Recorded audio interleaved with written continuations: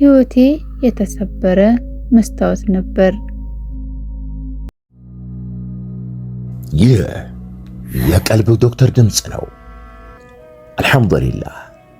ታካሚዎቻችን የሚድኑ በእኛ ኃይል እንዳይመስሎት በአላህ ኃይል ብቻና ብቻ ነው። ከቀልብ ዶክተር ዓላማ ውስጥ የአላህን ተአምር ማንገስ ዋነኛው ነው። በየጊዜው በቀልብ ዶክተር ታክመው መዳናቸውን ማመን እስከሚያቀታቸው ሲቃይ የተናነቃቸው ሲገልጹ የአላህ ተአምር ምን ያህል የገዘፈና ግልጽ እንደሆነ ያሳየናል። ከህመም ወደ ጤነኝነት፣ ከጭንቀት ወደ ደስታ፣ ከጨለማ ወደ ብርሃን፣ ካላሰቡበት ወደ ስኬት የደረሱት በአላህ ተአምር ቢሆን እንጂ። ልብ ለአላህ እጅ የሰጠና የተናነሰ ሲሆን ግልጽ ይሆናል። አላህም እንዲህ ይለናል፣ አላህን ትገነዘቡና በእርሱ ታምኑ ዘንድ በችሎታው ላይ ያስረጅ የሆኑ ግልጽ ተአምራቶችን ያሳያቸዋል። አልበቀራ። ኑ ባላህ ቃል ያላህን ተአምር እናግስ። ሕክምና ማግኘት ሲፈልጉ ይሄንን ሊንክ ይጫኑ።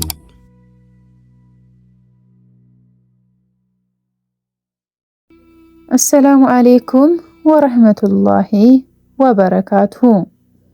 ውድና የተከበራችሁ የቀልብ ዶክተር ቤተሰቦቻችን እንደምን ከረማችሁ? በያላችሁበት የአላህ እዝነት፣ ራህመት፣ ጥበቃው አይለያችሁ ያልኩኝ ይህ ዘወትር ቅዳሜና እሁድ ወደ እናንተ ይዘንላችሁ የምንቀርበው በቀልብ ዶክተር ኡስታዞች ሰበብ ታክመው የዳኑ የእህት የወንድሞቻችንን እውነተኛ፣ አሳዛኝ፣ ልብ አንጠልጣይ ታሪካቸውን ነው።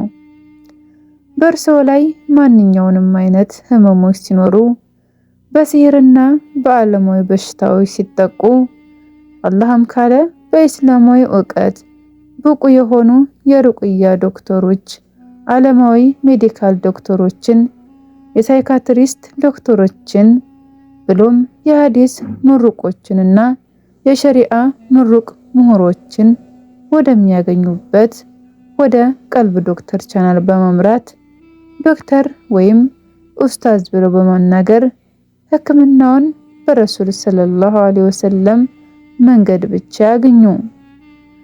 ወደ ዛሬ ታሪክ እናምራ። ህይወቴ የተሰበረ መስታወት ነበር። ሂክማ ክፍል 2። 17 ምናምን ዓመቷ ላይ የአላህ ነገር ባገባች በአመት ከ3 ወሩ ባለቤቷ ሞተ። የባለቤቷ ሞት የሷን ልብ በቁጣና በቅናት ሞልቶት ነበር። ኡስታዜ የሷ እናት በምን ትታወቃለች መሰላችሁ? ዛር አለባት። ነጭ ልብስ ለብሳ በግ በማረድ እና በተለያዩ ጥንቆላ ነክ ነገሮች ነው የምትታወቀው። ግን ሚስጥር ይመስል ሰው ከጀርባዋ እንጂ ፊቷ ተወርቶ አያውቅም።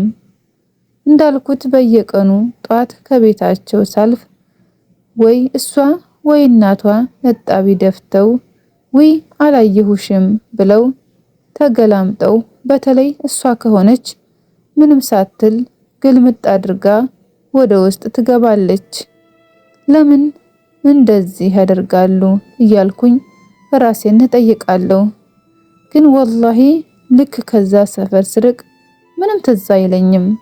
እሱ ብቻ አይደለም፣ ጧት በዛ ላልፍ ስል ሁሌ እንደሚደፉብኝ የማስታውሰው እዛ ስደርስ ነው።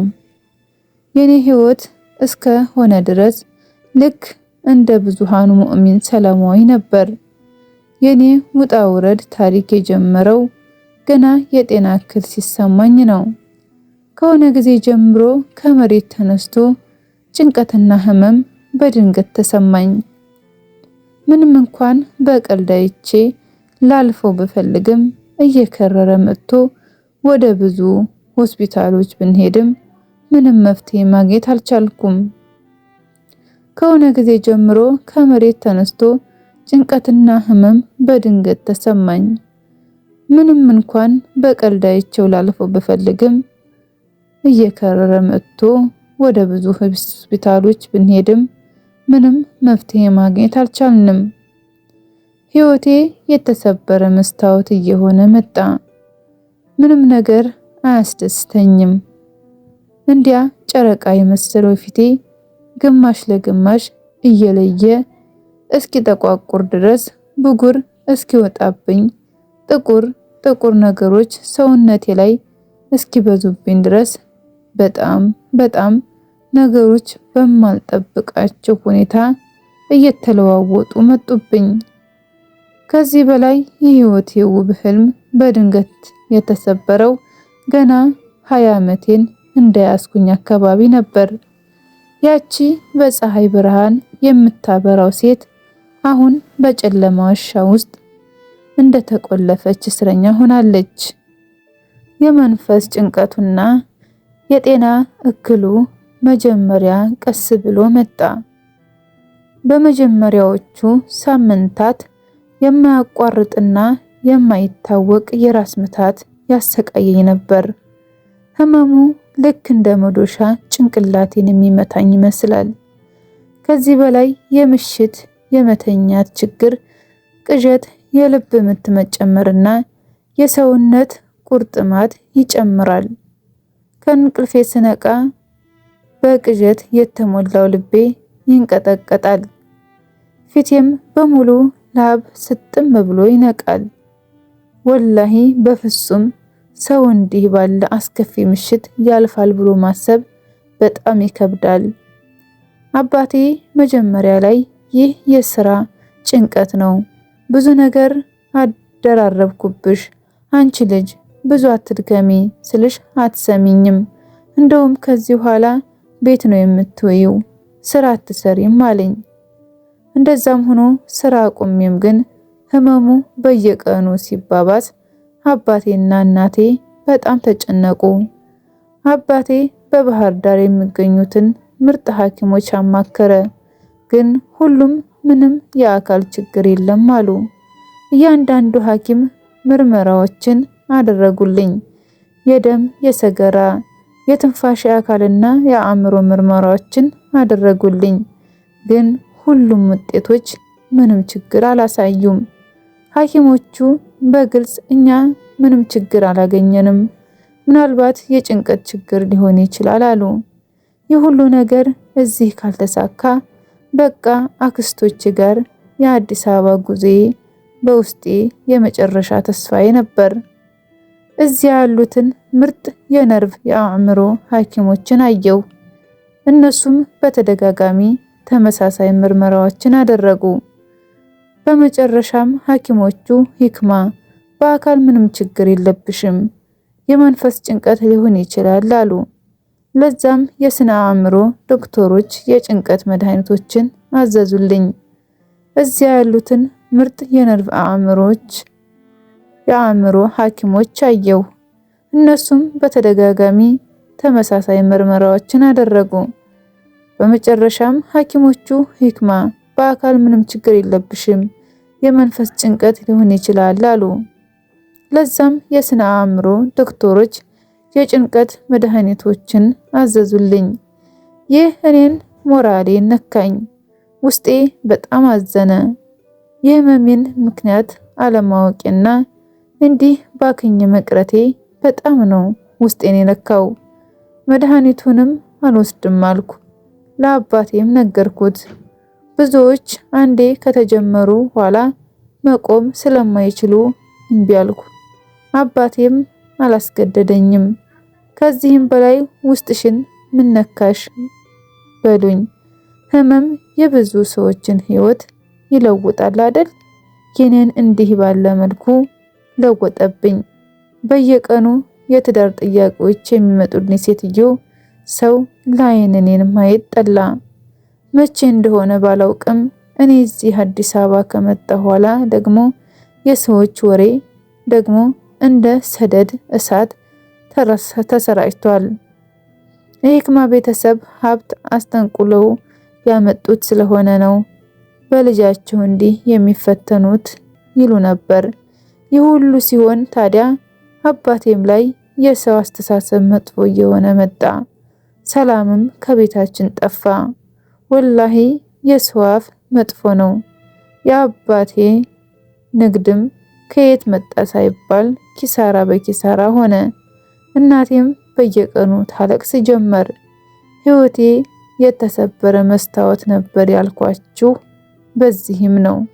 የአዲስ አበባ ሐኪሞች መፍትሄ ማግኘት ሳቀታቸው አባቴ በኔ ላይ ስንት ሺዎችን አውጥቶ እስከ ኩላሊት ማጣት የሚያደርስ ችግር ገጥሞኝ ሆስፒታል ለወር ከ15 ቀን እስከተኛ ድረስ ተፈተንን። የቤተሰቤ መጨረሻ ተስፋ ልክ እንደ ሻማ ነበልባል ቀስ በቀስ መጥፋት ጀመረ። ቤታችን በአንድ ወቅት በሳቅና በደስታ ይሞላ የነበረው አሁን በከባድ ዝምታ በኔ በሽታ ጭንቀት ተሞልቷል። እናቴ በየቀኑ ሰላት ላይ ታለቅሳለች፣ ለውጥ የለም እንጂ። አባቴ ሁልጊዜም በንግድ ዓለም ውስጥ እንደ አንበሳ ይታይ የነበረው አሁን በሐዘን ተሸንፎ በኔ ህመም ተሸማቆ ተቆርቆሮብኛል። እናቴ አንዴ ጧት ላይ በኃይል አሞኝ ስንቀጠቀጥ አየችኝና እንባ እየተናነቃት ልጄ የአካልሽ ህመም ቢሆን ወይም የሰውነት ህመም ቢሆን መድኃኒት ይኖረው ነበር አለችኝ። ድምጿ በሙሉ በእንባ የተሞላ ነበር። ግን ይህ ሲህር ሳይሆን አይቀርም፣ ወላሂ ይህ ከኛ በላይ የሆነ ነገር ነው ስትል በዛ ሰዓት ምን ትዝ ይለኛል መሰላችሁ? ሁሌ ጧት ስወጣ እጣቢ የሚደፉብኝ ጎረቤቶች ቀስ ብዬ ስነግራት በጣም ደነገጠች። ደግሞ ነገርየውን ሁሌ መርሳቴ ለየት ያደርገዋል። እጣቢ ደፍተውብኝ ወዲያው እረሳዋለሁ። ይህ ደግሞ በራሱ ሲህር መሆኑን አስረጋጭ ነው ብዬ ነገርኳት። የእህታችን ታሪክ ክፍል 2 ይህን ይመስል ነበር። ላይክ፣ ሼር፣ ሰብስክራይብ እያደረጋችሁ ለሌሎች እንዲሰራጭ አድርጉ። በክፍል 3 እስክንገናኝ ድረስ ኢንሻአላህ ሰላም አለይኩም ወራህመቱላሂ ወበረካቱሁ። እንኳን ወደ ትክክለኛው የአፍያ መንደር በሰላም መጡ። የቀልብ ዶክተር በሲህር በጅን በአይንናስ እንዲሁም የስነ ልቦና ጫና የደረሰባቸው የሰው ዘር ፍጥረታት በሙሉ ታክሞ የሚድኑበት ነው። ሕክምናው በቁርአን፣ ሕክምናው በአስካሮች፣ ሕክምናው በዱዓዎች በሰደቃ የሚካሄድ ሲሆን ነቢያዊ ሱናን በተመረኮዙ እጅግ ጥበብና እውቀትን ባካበቱ የሩቃ ዶክተሮች ይታከማሉ። እወቁ፣ ሕክምናው ሸሪዓዊ ብቻ ነው። አያምልጦት፣ እድሉን ይጠቀሙ። ባሉበት ሆነው ራስዎን ያክሙ። ሕክምና ማግኘት ሲፈልጉ ተከታዩን ሊንክ ይጫኑ።